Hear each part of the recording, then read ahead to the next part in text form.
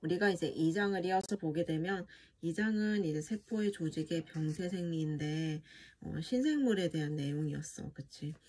그래서 우리가 종양이라고 하면 이제 세포가 이제 비정상적으로 증식을 해서 덩어리를 형성한 걸 우리가 이제 종양이라고 하는데, 우리가 그 양성 종양, 악성 종양 이렇게 구분을 했는데, 그 우리 몸의 종양을 구분하기 위해서 이제 이렇게 명명을 해서 사용을 한다고 해.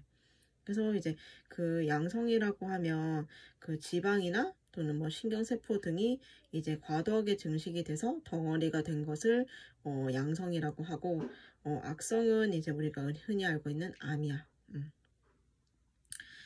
그렇게 해서 우리가 양성종양이랑 악성종양을 비교했는데, 이 양성종양은 이제 서서히 자라고 일정한 크기가 되면은 성장을 멈추는데, 악성종양은 이제 신속하게 또 성장을 하면서 또는 성장에 정지가 없이 계속 자라는 거야. 그래서 우리가 그 표에 대해서도 봤었고, 그래서 우리가 그 악성종양의 전이 경로가 있었어. 그래서 이제 림프관성 전이, 혈행성 전이, 그리고 직접 파종성 전이가 있었는데, 가장 흔한 전이 경로가 이제 림프관성 전이었어. 그래서 우리 그 상피 조직의 신생물은 보통 일반적으로 림프관 또는 림프계통을 통해서 우리가 확산이 돼. 그리고 그 혈행성 전이는 이제 그 악성 종양 세포가 그 원발소에서 멀리 떨어진 장기나 조직으로 운반이 되기 때문에 수술적 적출이 불가능해. 그래서 그 혈류 전이의 흔한 장소가 간, 허파, 뇌였는데, 이 불행하게도 이제 만약에 이곳에서 처음 발견이 되었다면 이게 이미 전이가 된 암일 가능성이 높다. 그리고 이제 그 직접 파종성 전이는 이제 몸통 안의 표면과 점막 표면에 종자를 뿌려 놓은 듯이 확산하는 경우를 이제 직접 파종성 전이라고 한다. 그래서 우리가 종양의 진단이랑 뭐 분류 이런 것들이 있었는데, 여기서도 물론 다 봐야지만 여기서도 많이 나왔던 단어가 있지. 호지킨이랑 비호지킨이랑. 그래서 이제 림프절의 종착을 초래하는 대표적인 질환이 호지킨 림프종이다. 그래서 발생 원인은 아직까지 명확하지가 않고, 특징적인 세포는 올빼미 눈 모양의 리드 스텐버그 세포와 귀신 눈 모양의 호지킨 세포이다. 그래서 진행 양식은 인접 림프절 영역으로 차례로 진행되어진다.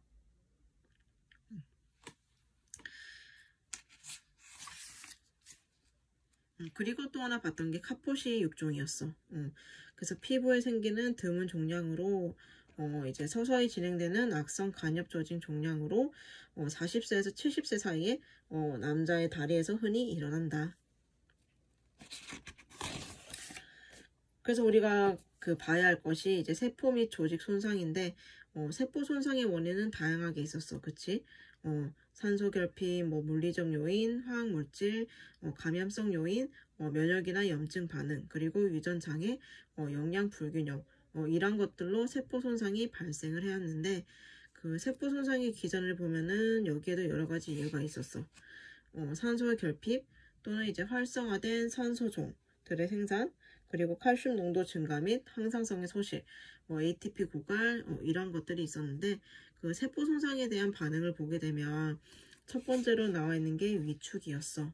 위축의 뜻이 그 세포질의 성분의 일부 소실이 되면서 크기가 작아지는 현상을 말하는데, 이 위축된 세포가 기능은 감소하지만 죽은 상태는 아니라고 했었어. 그래서 위축의 원인을 보게 되면 이제 운동량이 감소, 신경 자극의 차단, 그리고 혈액 공급의 감소, 내분비 기능 저하, 영양 결핍, 노화, 만성염증, 압박 이렇게 나와 있었는데, 그 위축의 종류에도 우리가 여러 가지가 있었지. 전신성 위축이 이제 생리적 위축으로 이제 유알 가슴선, 그리고 폐경 후의 자궁 및 난소의 위축, 노인성 근육의 위축이 이제 전신성 위축이고, 압박 위축은 말 그대로 이제 중등도의 압력이 지속적으로 국소적이나 세포 집단에 가해질 때 일어난다. 그래서 혈관이나 림프관에 장애를 일으켜 이제 영양 공급이 차단이 되고 위축이 된다. 그리고 불사용 위축은 무의 위축이라고 하는데 말 그대로 사용을 하지 않아서 발생하는 거야. 그래서 장기나 조직의 기능이 정지되었을 때 일어나며 근육이 강한 운동을 중단하면 근위축을 일으킨다. 그리고 신경성 위축은 이제 그 뼈대근을 지배하고 있는 신경이 이상이 있으면 일어난다. 그래서 소아마비에 걸리면 이제 신경마비로 근위축을 일으키게 된다. 그래서 그 다음은 이제 비대가 나와 있는데 이 세포 하나하나의 크기가 증가를 해서 장기가 커지는 것을 이제 말하고 그 장기의 그 세포의 크기가 커지는 거지만 세포의 수가 증가하는 것은 아니다. 그리고 증식도 이제 그 생리적 증식과 병적 증식이 있었는데 그 책을 보면 생리적 증식은 호르몬성 증식과 보상성 증식으로 구분이 되는데 그 호르몬성 증식의 예는 사춘기나 임신 시 유방의 손상피가 증식하는 것이고 보상성 증식의 예는 간을 부분적으로 절제했을 때 남은 간 조직에서 세포 분열이 일어나 간 세포가 증식하는 경우이다. 그래서 세포 분열에 의해 세포수가 증식하는 것으로 조직이나 장기도 커지게 된다. 그리고 이제 화생을 보게 되면 이것도 그 쪽지 시험에 나왔는데 그 한 형태의 성숙한 세포에서 다른 형태의 성숙한 세포로 치환되는 것을 우리가 화생이라고 한다. 그래서 그 예에도 나와 있듯이 흡연자의 경우 이제 기도가 담배 연기에 만성적으로 자극이 되면 기관지는 정상 원주 상피에서 이제 편평 상피 세포로 대치가 된다. 그리고 이제 그 세포 손상에 대한 얘기가 나와 있었어. 세포 손상에도 이제 가역적이랑 비가역적 세포 손상이 있었는데 가역적 세포 손상에는 이제 세포 종창이랑 지방 변화가 있었고 비가역성 세포 손상을 보게 되면 이제 괴사라고도 하는데 괴사는 단백 변성과 효소성 소화 중 어느 것이 우세한가에 따라 형태를 달리한다. 그래서 단백 변성이 우세하면 응고괴사가 일어나고 효소성 소화가 우세하면 세포 구조가 점진적으로 파괴돼서 액화괴사로 이어진다. 그래서 응고괴사는 이제 혈액 공급이 차단이 되어서 가장 잘 발생하고 핵은 없어지고 세포 내 단백의 응고로 인해 발생한다. 그래서 적어도 수일간 세포의 기본 윤곽이 보존되어서 조직의 구조를 인식할 수가 있다. 또한 이제 뇌를 제외한 모든 조직에서 볼 수 있으며 심장, 콩팥, 부신 등의 기관에 빈혈성 경색이 일어나는 경우에 잘 관찰이 된다. 그리고 이제 액화괴사는 이 자가융해나 이종융해에 일어나며 백혈구를 강하게 유인하는 세균 감염에서 흔히 볼 수 있다. 강한 가수분해 효소의 작용으로 일어나는 세균성 병소에서 흔히 관찰이 된다. 그리고 효소성 지방괴사는 그 이자에 활성화된 지질 분해 효소가 이자 실질과 배 안으로 흘러나와 이자와 그 주위에 있는 지방 조직을 괴사시키는 급성 이자암에서 볼 수가 있다. 그리고 이제 걸락성 괴사는 우리가 그 치즈형 괴사라고도 하지. 그 육안적으로 괴사 부위가 치즈 모양을 보여서 치즈형 괴사라고도 하며 얘는 응고괴사와 액화괴사를 합한 모양이다. 그리고 세포 모양이 이제 그 형태가 전혀 없으며 이제 연하고 부스러지기 쉽다. 그래서 얘의 특징적인 것은 결핵균 감염 시 결핵 결절의 중앙에서 가장 잘 볼 수 있고 이 치즈 괴사가 가장 많이 나타나는 질환이 그래서 결핵증이야. 그리고 이제 그 다음을 보면 궤저성 괴사인데 이 궤저는 세포사의 특징적인 형태는 아니고 괴사의 한합병증이다. 그래서 대부분 팔, 다리의 혈액 공급이 차단이 되어 허혈로 인한 괴사가 먼저 발생하고 2차적으로 세균 감염이 생길 때 나타나는 것으로 얘는 응고괴사와 액화괴사가 혼합된 형태로 나타난다.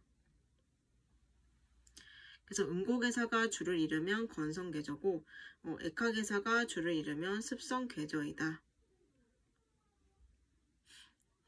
그리고 이제 욕창은 환자가 이제 장기간 누워있을 때 우리가 병원에서 실습을 하면 이제 욕창 환자를 종종 볼 수가 있어. 특히 그 침상이나 또는 집에서 이제 오랫동안 누워 계시는 할아버지, 할머니들한테서 이제 주로 볼 수가 있는데, 환자가 장기간 누워있을 때 뼈대에 압박되는 부위가 체중의 압력에 의해 혈액 공급이 차단이 되어서 괴사와 궤양을 동시에 일으키는 것으로 흔히 세균 감염이 뒤따르게 된다. 그래서 그 다음은 이제 세포 고사에 대해서 나오는데, 세포 자멸사라고도 하지. 그래서 세포가 그 스스로 죽어버리는 현상을 말하는 건데, 그 뒤를 넘어가게 되면 이제 그 기타 변화도 나와 있어. 그래서 우리가 여기서 또 중요하게 봤던 게 조직 손상, 즉 염증 반응이야. 그치? 그래서 우리가 급성 염증을 하면서 우리가 그 프린트 했던 거 기억나니? 그 급성 염증 과정에 대해서 우리가 상세하게 했었어. 그래서 정상 세동맥이 손상을 받으면 이제 세동맥에 일시적인 수축이 일어나고, 그 히스타민에 이제 의해서 혈관이 확장이 되면서 혈관 투과성이 증가가 되고 이제 손상 조직의 혈류를 증가시키는 거지. 그렇게 해서 이제 백혈구의 연변 취향이 되고 일어나고 내피세포의 유착을 통해서 화학 주성까지 해서 우리 염증의 일반적인 과정이 있었는데, 이것 또한 이제 알고 있는 것이 좋을 것 같아.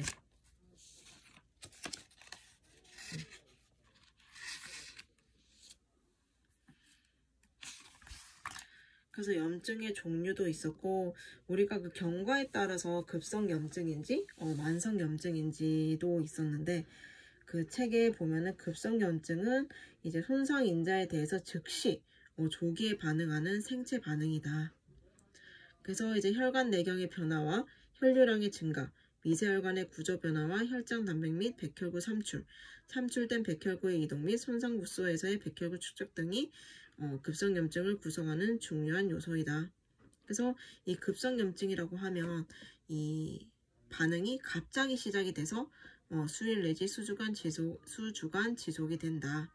그래서 증상을 보게 되면 발열, 식욕 감퇴, 세압감 등이 나타나며, 이제 국소 증상은 발열과 발적, 부종, 동통 및 기능 상실이 특징이고, 이 현미경적 소견으로는 혈관성 변화와 삼출물 형성이 주작용이다. 그리고 이제 만성염증을 보게 되면 이 급성염증은 이제 갑자기 발생된다고 했는데, 만성염증은 이제 급성염증에서 이행되거나 만성으로 시작이 되고, 염증 지속 기간은 보통 4주 이상 장기화가 된다.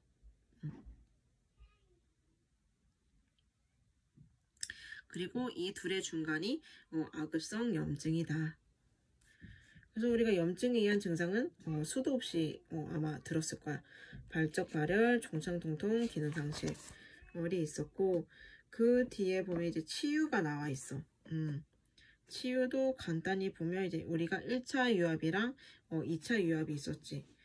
그래서 우리가 1차 유압을 보면 이제 조직 손상이 적고 감염이 없으며 봉합에 의해 창상면이 밀착되기 때문에 유가조직 형성이 적은 거고, 2차 유압은 이제 그 봉합되지 않았거나 감염된 상처, 그리고 궤양, 창상부가 크고 결손이 많은 창상에서 일어난다.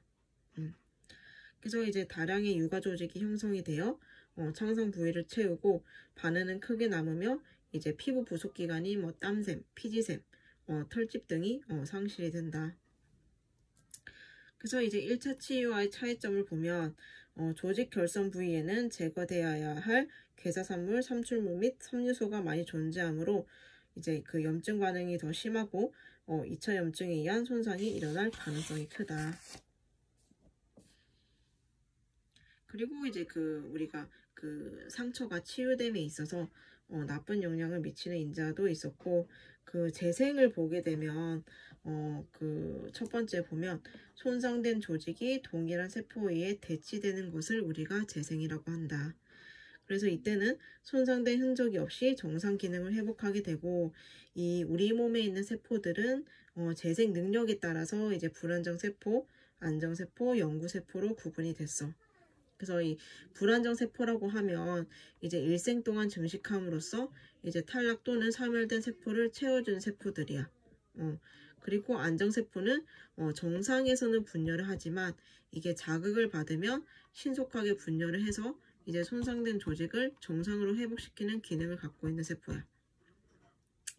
그리고 영구세포는 이제 한번 손상받으면 영원히 회복할 수 없는, 재생할 수 없는 세포들을 말하는데, 여기에 해당되는 게 이제 신경세포, 뼈대근, 그리고 심근세포들이 이제 영구세포이다.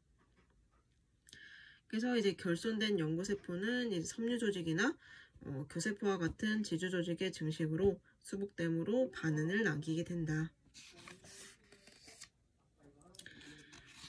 그리고 이제 그 다음에 이제 면역에 대해서 나오는데, 우리가 그 면역이라고 하면 이제 그 체액성 면역이랑 세포성 면역이 있었어. 그래서 이 체액성 면역이라고 하면 비림프구를 떠올려야 하고, 이 형질세포가 생성한 항체가 체액 내에서 면역 반응을 일으키는 거야. 그리고 세포성 면역은 이제 T림프구를 떠올려야 되는데, 그 이미 들어온 항원에 의해서 감작된 림프구가 뭐 혈액이라든지 조직이 존재해서 그 다음에 들어오는 동일 항원에 대해서 면역 반응을 일으키는 거지. 그래서 이 체액성이랑 세포성도 차이가 있고, 이 자가 면역이라고 하면 이제 그 면역계는 자기와 비자기를 구별하는 능력이 있다. 그래서 B세포 및 T세포의 일부는 자신의 자가 항원에 대한 항체와 수용체를 형성한다. 그래서 우리가 그 선천적 면역, 후천적 면역도 했는데, 이 후천적 면역에서 이제 우리가 능동 면역, 수동 면역, 이런 것들도 했었지. 그것도 한 번씩 기억을 떠올려야 하고, 그 다음에 볼 게 이제 면역기구에서 이제 우리가 T림프구, B림프구가 나오는데, 우리가 이제 그 B림프구와 T림프를 구분하는 기준이 이 면역세포학적 방법으로 구분을 하는 거야. 형태로 구분을 하는 게 아니라. 그래서 T림프구는 주로 이제 면역 반응에 주된 세포고, 그렇기 때문에 면역 반응을 조절하는 거고, 이 체액성 면역은 이제 백혈구의 일종인 B세포에 의해서 만들어진 항체에 의해 이루어지는 면역 반응이야. 그래서 이제 그 T림프구는 이제 면역 반응의 주된 세포이고, 그 T림프구는 면역 반응의 주된 세포이고, B림프구는 이제 림프구 중 항체를 생산하는 세포야.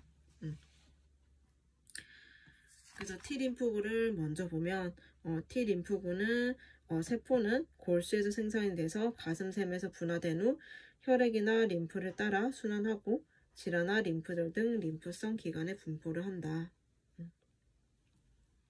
그래서 이 T세포에도 종류가 있었어. 보조 T세포, 억제 T세포, 세포 독성 T세포.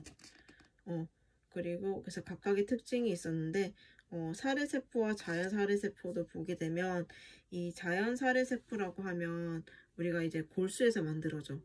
그리고 이제 선천 면역 반응에서 이제 암세포라든지 바이러스에 의해 감염된 세포를 죽이는 기능을 하는 게 자연사례세포야.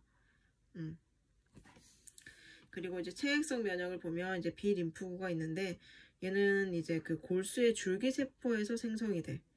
그래서 이제 항체를 만들어서 이제 백혈구나 대식세포가 세균을 잡아먹기 쉽도록 하는 역할을 하지. 그래서 B림프의 설명을 보게 되면 분명하지는 않으나 골수나 막창자에서 존재하는 림프 조직에서 세포 분화가 이루어진다는 보고가 있다. 그래서 혈액 내 림프구의 10에서 20%를 차지하며 질화 및 림프절의 존재를 한다. 그래서 우리가 면역글로불린을 또 이제 연관시킬 수가 있는데, IgG, AME, D가 있었어. 그래서 체액성 면역이 주체가 되는 것으로 이제 여러 가지 생화학적 성상에 따라서 이제 5종류로 구분을 한다. 그래서 이제 IgG는 면역글로불린 중 가장 농도가 높다. 그래서 여러 세균에 대한 항독수 항체로 감염 방지에 도움이 되고, 태아에서는 어머니로부터 태반과 초유를 통해서 오만되는데 수개월간 지속이 된다. 그리고 IgA도 있고, 그 다음이 IgM, 그리고 IgE, IgD가 있다. 그래서 히스타민과 관련이 된 건 이제 IgE야. 그래서 이제 그 다음에 과민 반응이 나오는데, 과민 반응을 보면 생체의 일반적인 면역 반응과 동일한 기전을 가지면서 이제 부적절한 면역 반응을 나타내는 것이다. 그래서 이제 이것을 과민 반응 또는 알레르기 반응이라고 하는데 제 1형부터 우리가 5형까지가 있었어. 그치? 그래서 1형이 우리가 흔히 알고 있는 아나필락시스형. 그래서 항원 자극에 의해서 생산된 IgE 항체가 이제 비만세포, 호연기구 등과 이제 FC 부분에서 결합이 되어 있다가 거기에 다시 동일하는 항원이 침입하게 되면 탈가립을 일으키고 히스타민, 세로토닌, 후상구 유주인자 등을 방출한다.